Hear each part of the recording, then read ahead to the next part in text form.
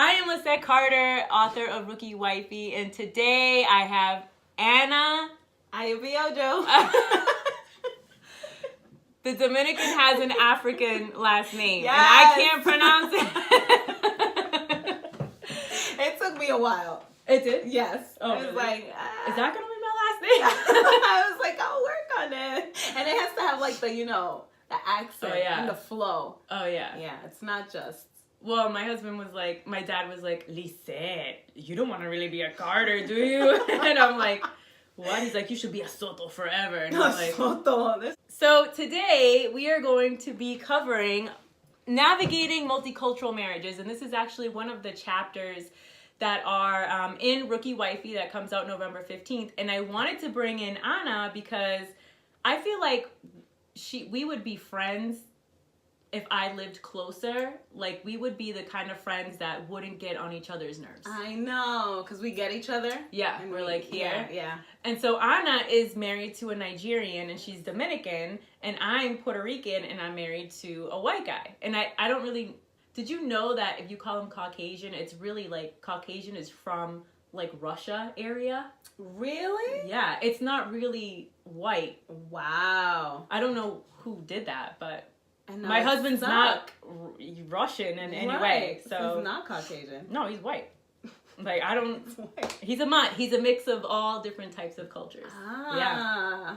So you learn. Yeah. New So things every day. we know that America, there's just cultures that are melted together, and when you're coming together as one in marriage, being the groom, the bride, and God, which is the braid. I like to say that without God, you're going to get twisted. Right. Hey.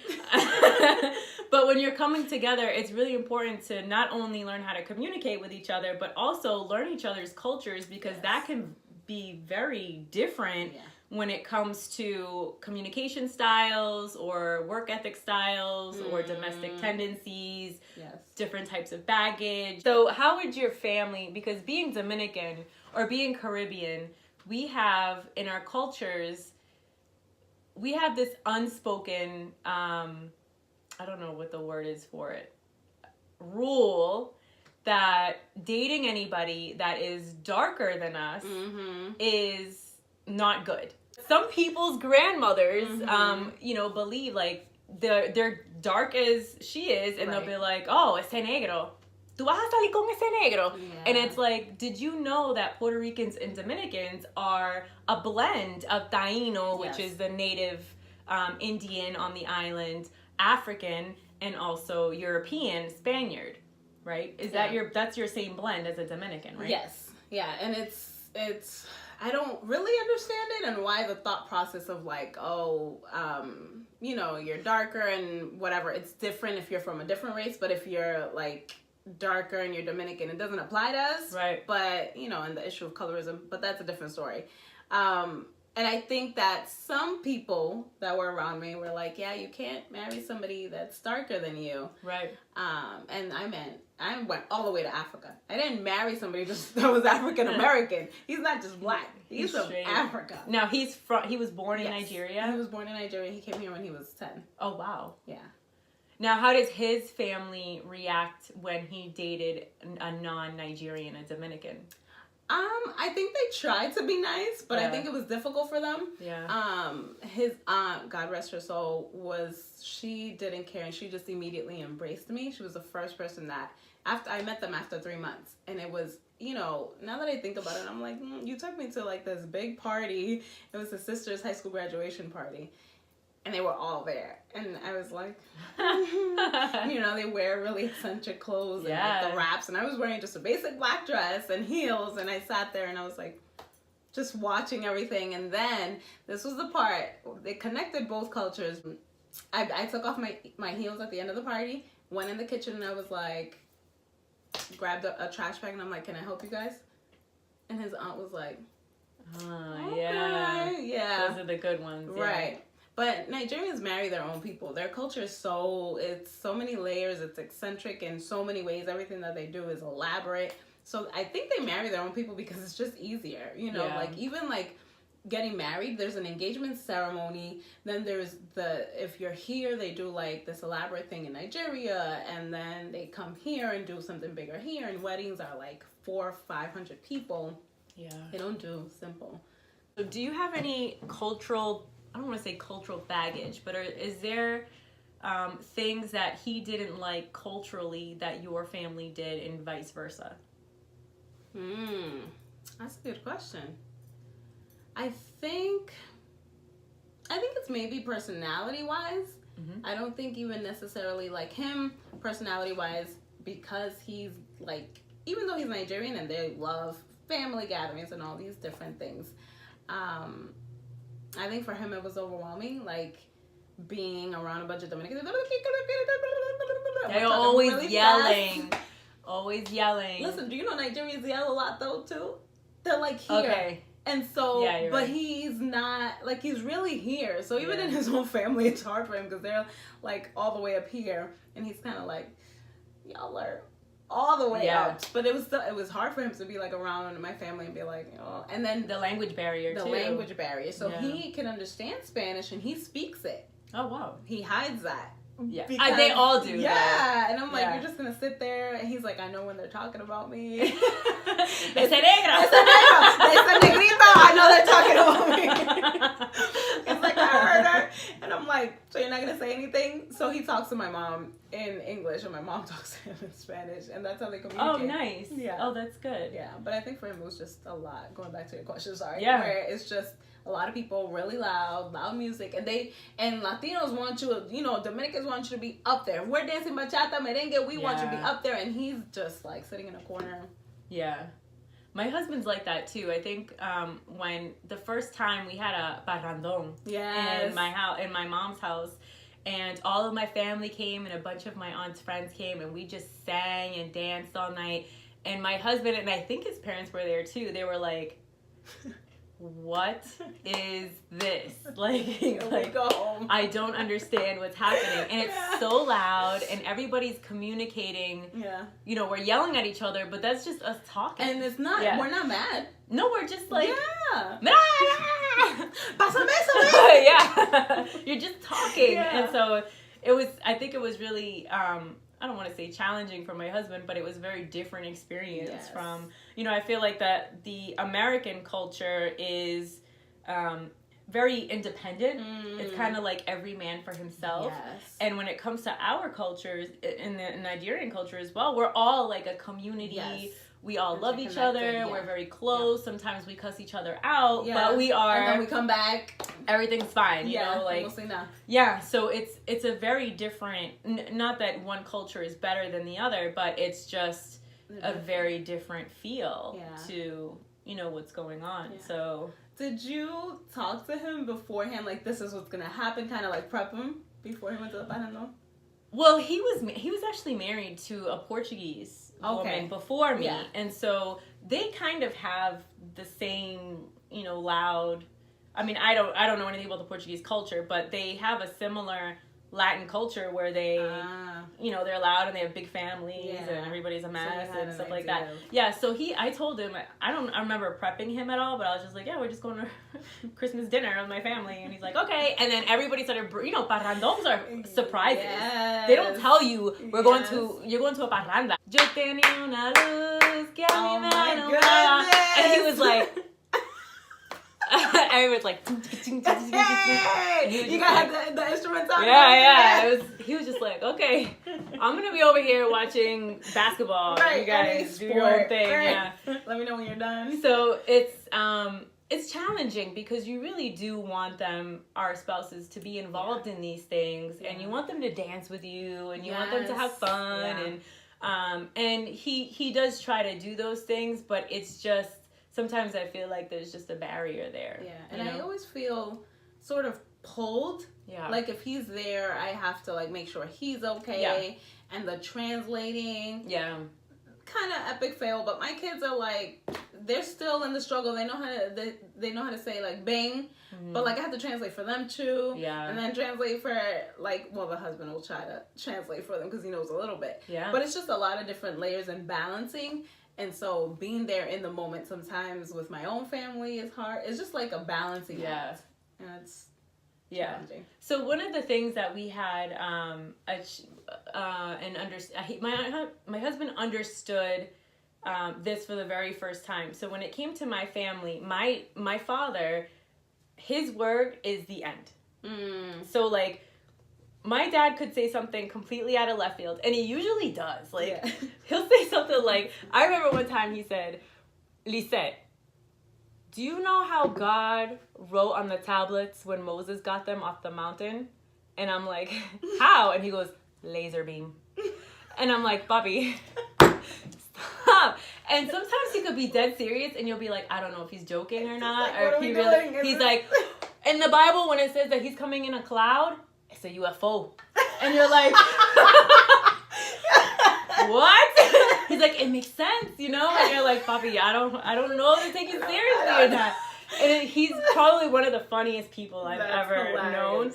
And so one of the things that my husband had to learn was whatever my dad said to us, out of like, there's an unspoken respect that you have for your parents. Yes. It doesn't matter if they say that the sky is green today, or you know, that your career sucks, or you know, or they could be uplifting you or whatever. Their word is the last word. And so for my husband, that was hard for him to understand, because I remember my family and I clashing at one point on some of my beliefs that they didn't really agree with. And my husband did not understand that the reason my family was the way it was because I can't talk back to my father. I try to, and I get in a lot of trouble. I'm surprised that they don't throw a chancleta at me still, you know, but like, you know, but we understand that at the end of the day, no matter how much I talk back to my dad or my mom, which I never really try and do that anymore, I really have to bite my tongue, because they are the last word, and you just say, okay, and you respect your elders. You never, ever talk back to them. And I think that was very different for my husband and for his family to understand, because I definitely saw a very different dynamic when it came to their family. And I'd be like, yo, if I said that to my mom, I wouldn't be alive. You're like uncomfortable, like, did you just say that? And so those different things too are very important, because when you have to understand the family dynamics and you have to respect them. You can't really, like, you can't say anything to your sister-in-law about the family stuff, and he can't say anything to my family, because otherwise there'll be a big clash. And I think, I mean, in that aspect, we're very much the same. Because Nigerians, I mean, talking about difference in culture is that they like kneel to like people that are older than them, and depending on status, like if they're like the chief of something or like pastors or whatever, they like, it's a bow, and then there's like a full on kneel, you know. So they're like, they have their elders like up here, and you know, so in that aspect we're similar. Like we're like, so my mother-in-law says something that I don't agree with, I'm like, okay. Yes, that's like my go-to word. Okay. With a smile, and then you're like, oh my God, that was crazy. I sit there and I'm like, but you can tell with mine, I mean, my face says it all. I know. I can't even work on it. It's just who I am. It's like talking with my hands. I try, but I'm like, it's just not me. So I'm like, so they'll know when I'm not agreeing, but I'm going to be respectful. And I'm like, you know? And so the same thing with my mom. And oh my goodness. The like, you know, el colado. Do you guys use el colado? Yeah. So my mom will come con todos los remedios. She'll come with all these remedies when my husband's sick. And I'm like, husband, you just take it. It's like, because she will, muchacho, and she'll just go on and on and on. Like, you want to be sick and all this other stuff, and you just have to take the medicine and just be like, okay, thank you. Even if you're not going to use it later. Just out of respect, you better take that al colado. And now, have you ever taken him to the DR? No, we haven't gone to Nigeria or DR, and we're hoping to do both soon. The boys are like 8 and 6 now, so I want them to see what both of those cultures are like. I wonder how confusing it is for them, you know, because we have to navigate it in marriage, but they have 3 languages right now.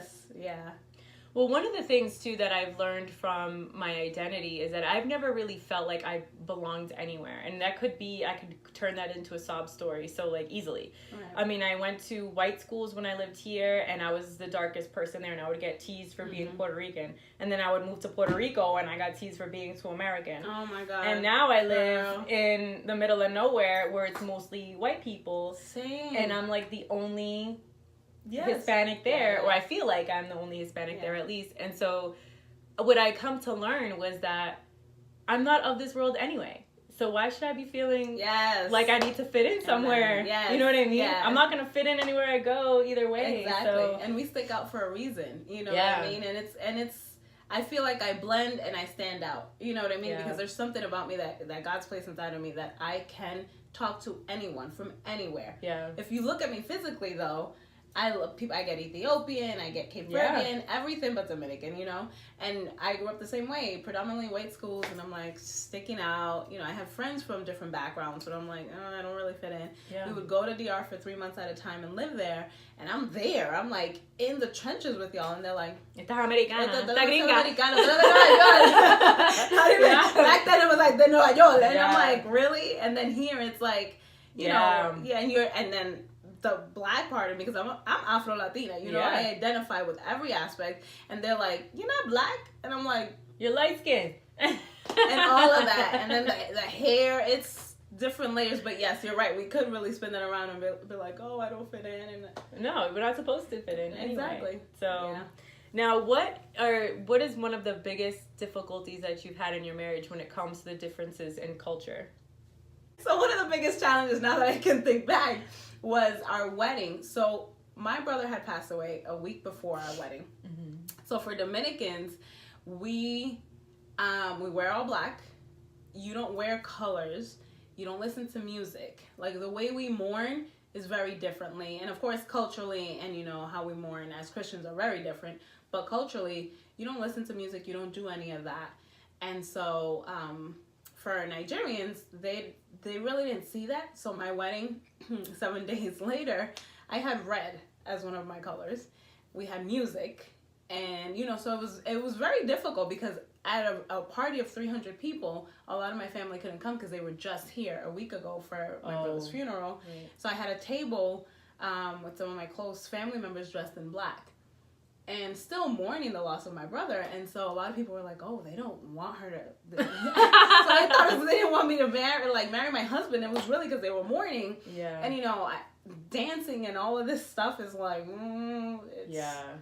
So I think that was extremely difficult, being able to understand that aspect of both cultures happening at the same time. Yeah.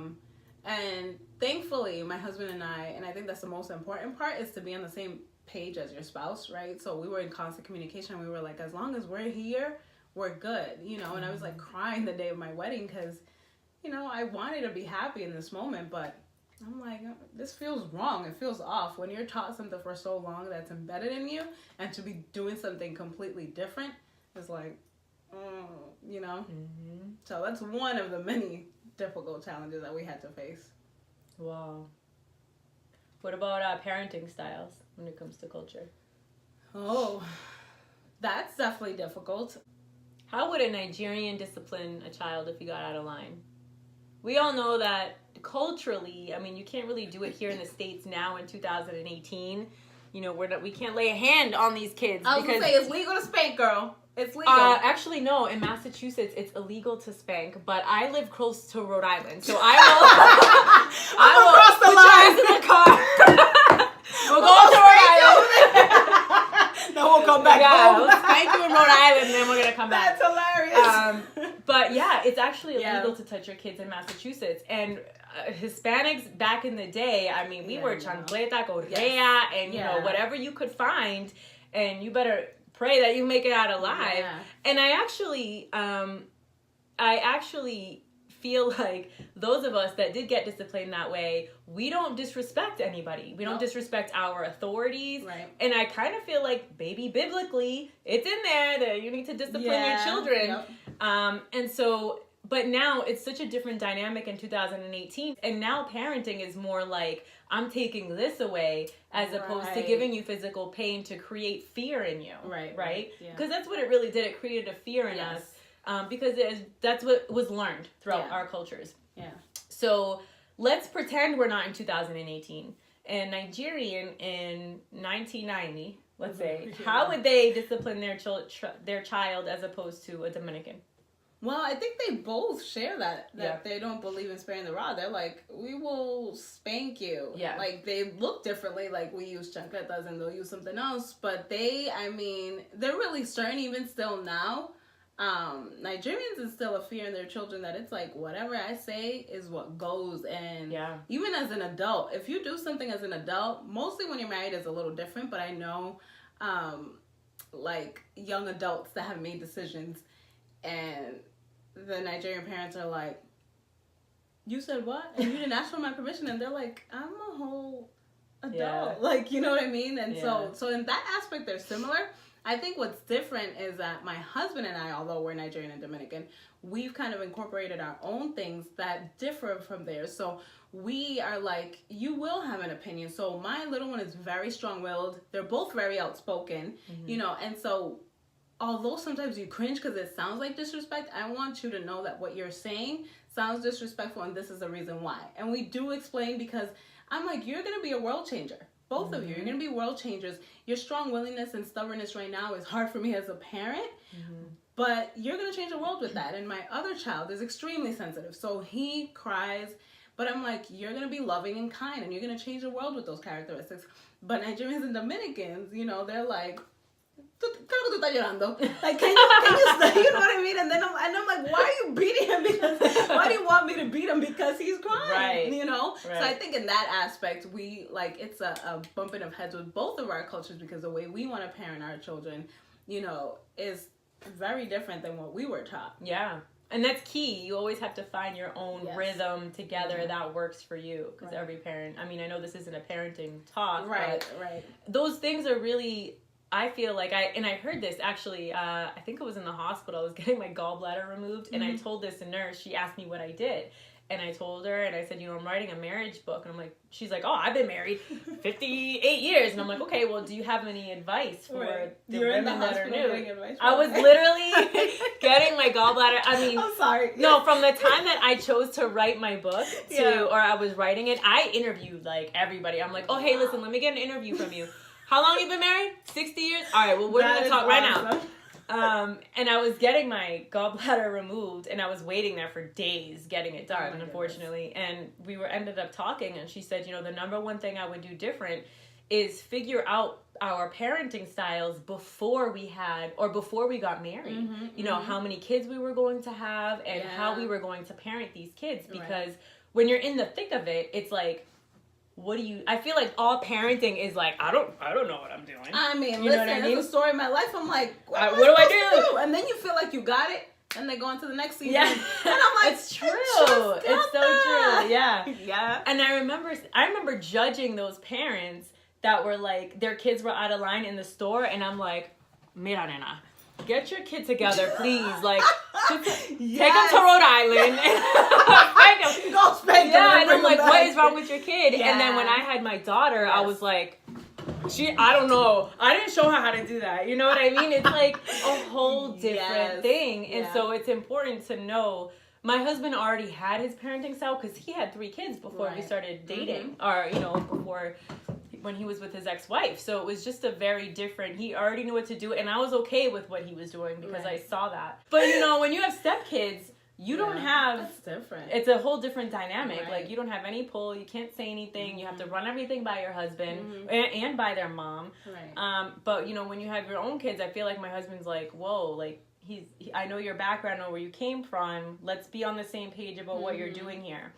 And so that's a big... dynamic that you have to work through too. It impacts your marriage. It really does. Everything. If you're not on the same page about like parenting styles, you know what I mean? It's like, then if I'm saying something about the way you're being a dad, or you're saying something about the way I'm being a mom, there is no like lovey-dovey, any type of affection. Like, then it causes like turmoil within the marriage. Right. You know what I mean? So it is important to have those conversations beforehand, like how many kids you want to have and all of that, because I wanted 13 kids. Because even though I was the youngest of 13, I grew up by myself. Like, my siblings, one of my siblings is, like, in her 50s. Like, wow. There's a huge gap. And so I wanted, like, a big family. And he's the oldest of 3. He's like, yeah, no, I don't see myself having, like, this huge family. You know what I mean? So he's like, even 2, we're pushing it here. Like, he has 2 boys. He's like, I'm good. You know, so having those conversations. And I mean, thank God for God. You know, he molds us and changes us as we, you know, get older and wiser. But having those conversations, it's like, if we're not on the same page, wait, you don't want to have any children. Oh. Yeah, that's bad. Yeah.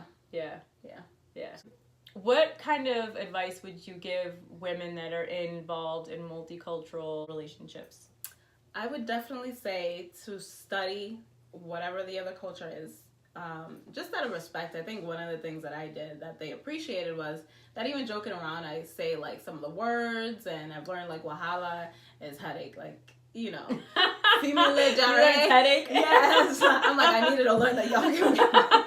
I'll say female jare. I usually, that means leave me alone. I'll only say that joking around to like my in-law, like my sibling in-laws. I'll say it a lot to my brother-in-law because he's a trip. But like things like that, and they'll have a blast, like laughing at my expense. I don't care. But you know, the fact that I try. Yeah. And you know, after I learned like the kneeling aspect, I wasn't comfortable with it at first. I really didn't grasp it. But like to his grandfather, I'll kneel, you know, and things like that. Just like learning their culture and then assessing where you're at and what you feel comfortable with, and making sure that you're on the same page with your husband. You know, my husband and I, we have a lot of differences that go against both cultures, which, you know, we've come to that place because we want to build our own thing, like respect our cultures and incorporate things. Are we recording? Yeah, we are. Sorry. I was like, oh my God! It's not over. You just stopped that. That's okay. Wait. I was trying to look like...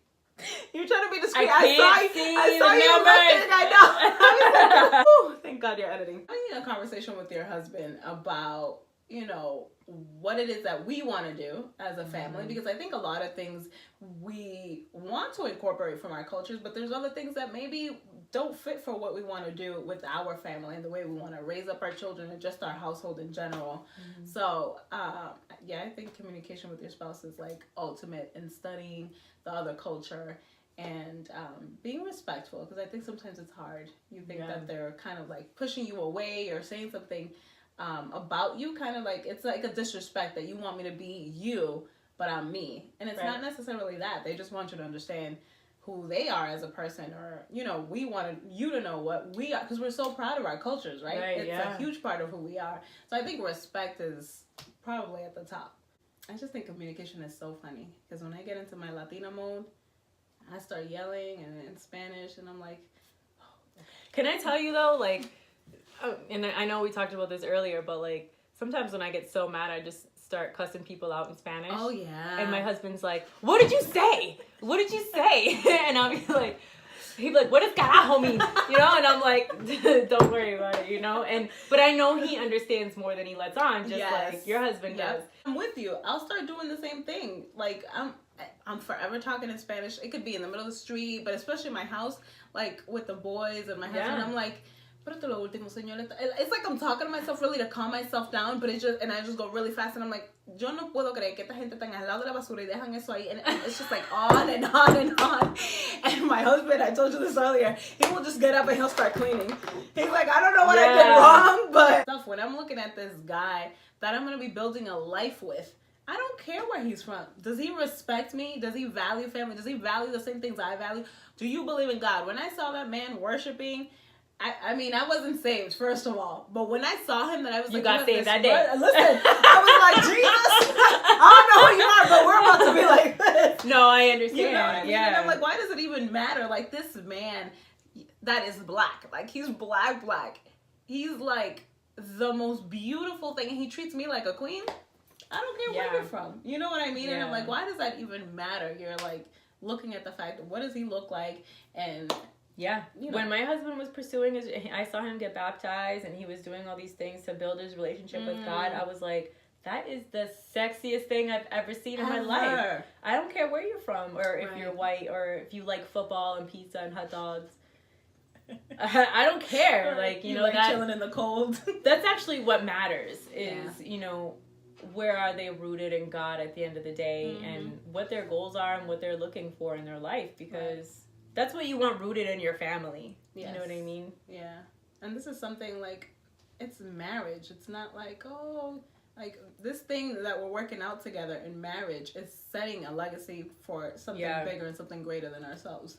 Marriage is, this is why I wrote this book, is because a lot of people, the reason why divorce is so high is because people do not understand that God invented it, not the state of Massachusetts. Right. And so when you have a marriage that is built on that foundation of where it comes from and understand God's laws, you can't play the game if you don't know the rules. Right. So, you know, when you understand what marriage is purposed for, and the things that are created around that God designed for marriage, that's when it flourishes. And that was what was important to me. Do you know what marriage is? Do you understand that there's only two way out? It's death or somebody has an affair. Yeah. And even then, what I've learned through this process of writing is that just because somebody has an affair doesn't mean that you give them the boot. Sometimes God is really trying to work on you and is saying you need to stay with this person. Well,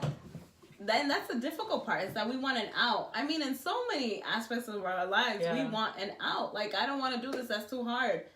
I mean, really, you're just going to quit because it's hard? Yeah. And you hit so many stumbling blocks in bringing these two lives together culturally, you know, completely different personalities and all these different things. And it's finding the beauty and finding the God in you, because you have to die to yourself on a daily basis. Yeah. You know what I mean? For this greater thing. And you're like, okay, I'm gonna die to myself. And people don't want to do that. They just want to be free and do what I want to do. Oh, that's not gonna work for me. Right. That's what I hear. Oh, it's just not working. Yeah. He has a different culture than me. We just don't understand each other. And that's what happens when you don't have, I don't want to say generational, but this could be generational, where you just don't have an understanding of what it means to work at a relationship. Right. And work at a relationship means nothing except work on yourself.